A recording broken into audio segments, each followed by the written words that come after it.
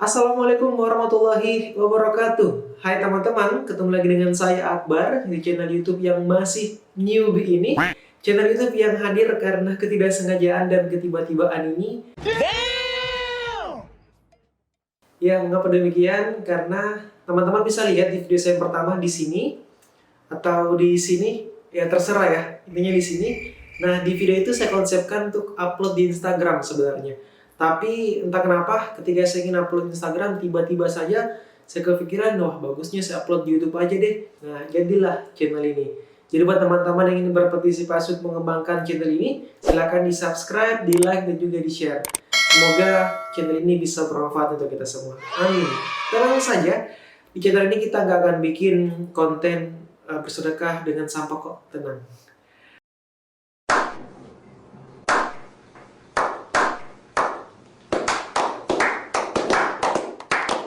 Oke teman-teman, sesuai dengan judul yang ada di bawah, kita akan sharing alasan memilih jurusan ilmu komunikasi.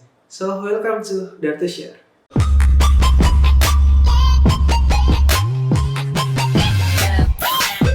Well, teman-teman, beberapa hari terakhir ini banyak banget yang bertanya ke saya tentang jurusan ilmu komunikasi.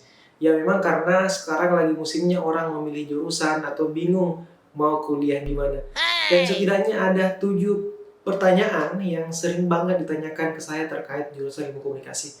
Dan ini disclaimer teman-teman ya, jadi jawaban saya nantinya adalah jawaban yang sesuai dengan apa yang saya alami selama kuliah di jurusan ilmu komunikasi. Ya, dan kebetulan bulan 4 kemarin saya baru saja selesai di ilmu komunikasi. Dan mau wisuda tapi ditunda gara-gara corona. Nah, pertanyaan yang pertama. Jadi, ilmu komunikasi adalah bidang studi yang mempelajari tentang komunikasi dari berbagai tingkatan, mulai dari individu, media, periklanan, komunikasi antar budaya, dan sebagainya. Garis besarnya adalah di komunikasi kita belajar how to communicate well with others. Jadi bagaimana cara kita berkomunikasi dengan baik dengan sesama. Jawabannya bisa banget malah. Saya juga anak IPA, tapi saya kuliah di ilmu komunikasi. Asalkan kalian bisa beradaptasi dengan lingkungan yang baru. Yang tidak bisa itu anak TK, karena masih anak-anak.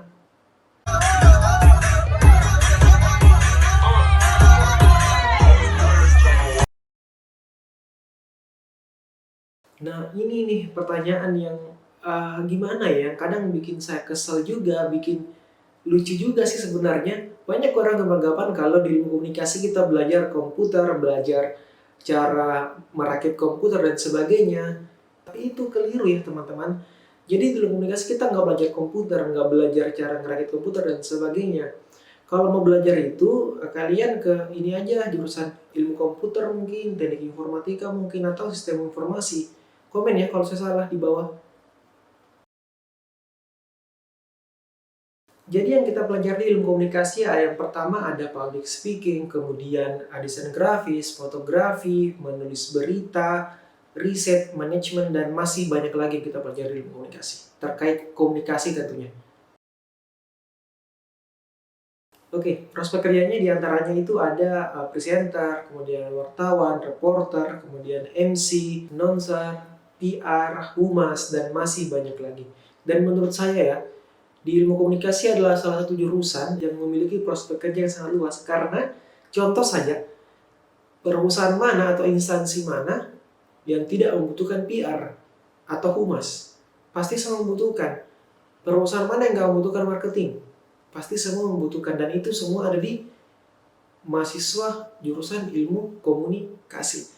Tapi kembali lagi pada individu kita masing-masing, apakah skill kita sampai di situ atau gimana. Nah, ini nih pertanyaan yang sering juga ditanyakan. Apakah anak ilmu komunikasi wajib menguasai public speaking? Jawabannya wajib, pakai banget plus. Mengapa?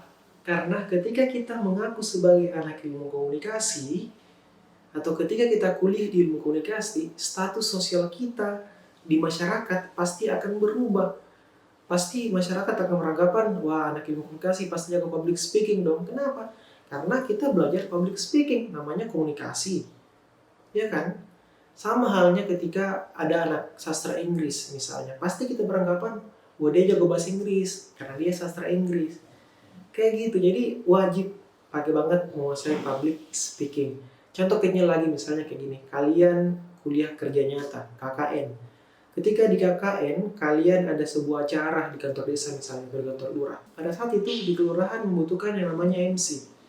Pasti yang didorong ke depan adalah mahasiswa dari jurusan ilmu komunikasi.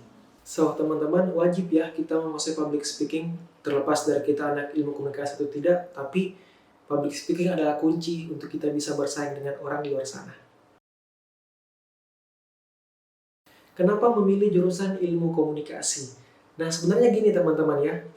Dulu ketika saya kelas 3 SMA, jurusan yang paling bagus menurut saya adalah jurusan hubungan internasional, bukan ilmu komunikasi. Kenapa? Karena saya berpikir bahwa mahasiswa di jurusan hubungan internasional, ketika dia lulus di sana, dia bisa kerja di luar negeri, bisa menjadi ambassador di luar negeri dan sebagainya. Tetapi ketika saya balik dari kampung Inggris, ke Kediri, kebetulan saya gap year teman-teman, telat setahun kuliahnya, jadi setelah lulus SMA, saya langsung ke Kediri. Dan ketika saya tiba di Makassar saat itu, ternyata kampus yang membuka jurusan hubungan internasional sudah tutup pendaftarannya. Akhirnya saya change my plan, ganti rencana saya untuk pilih jurusan kan. Saya search kira-kira jurusan apa yang cocok untuk saya. Nah, muncullah jurusan ilmu komunikasi di UIN Alauddin Makassar. Akhirnya saya pilih dan saya lulus di sana. Singkat cerita, saya kuliah di sana, saya kuliah, dapat teman, pengalaman baru dan sebagainya, bisa sampai sekarang ini. Jadi saya bersyukur juga bisa kuliah di UIN Alauddin Makassar dan bisa kuliah di jurusan ilmu komunikasi. Dan terakhir mungkin buat teman-teman yang sekarang lagi bingung atau nggak tahu mau ngambil jurusan apa, sebelum kalian memilih jurusan, usahakan sesuai dengan passionmu, usahakan sesuai dengan minat dan bakat kamu, agar nanti ketika kamu kuliah tidak lagi keluar kalimat seperti ini, saya salah pilih jurusan. Itu sangat fatal sekali teman-teman, dan banyak sekali orang yang saya kenal, teman-teman saya kenal di kampus mengatakan seperti itu, dan ingat, sangat fatal. Jadi tadi saya telah jelaskan bagaimana ilmu komunikasi. Teman-teman kalau mengambil jurusan ilmu komunikasi juga silakan, dan mau bertanya tentang ilmu komunikasi silakan di komen di bawah atau bisa DM saya di @akbarsyam_n. Oke teman-teman, mungkin cukup sekian untuk hari ini. Ingat ya, jangan lupa di subscribe, di like, dan juga di share. Saya Akbar Syam pamit. Wassalamualaikum warahmatullahi wabarakatuh.